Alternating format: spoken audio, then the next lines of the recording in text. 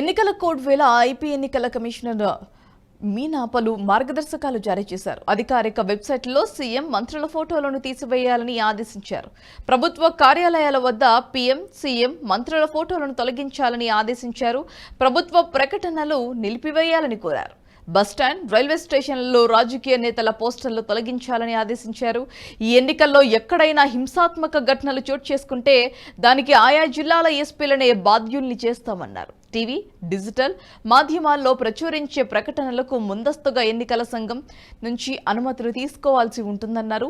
వివిధ రాజకీయ పార్టీల నుంచి ప్రకటనలకు అనుమతి కోసం ఇప్పటి వరకు 155 దరఖాస్తులు అందాయన్నారు.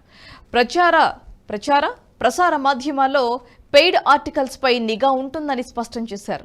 లోక్సభకు పోటీ చేసే అభ్యర్థులు 95 లక్షలు, శాసనసభకు పోటీ చేసేవారు 40 లక్షల రూపాయల వరకు ఖర్చు చేయవచ్చునని మీనా వివరించారు.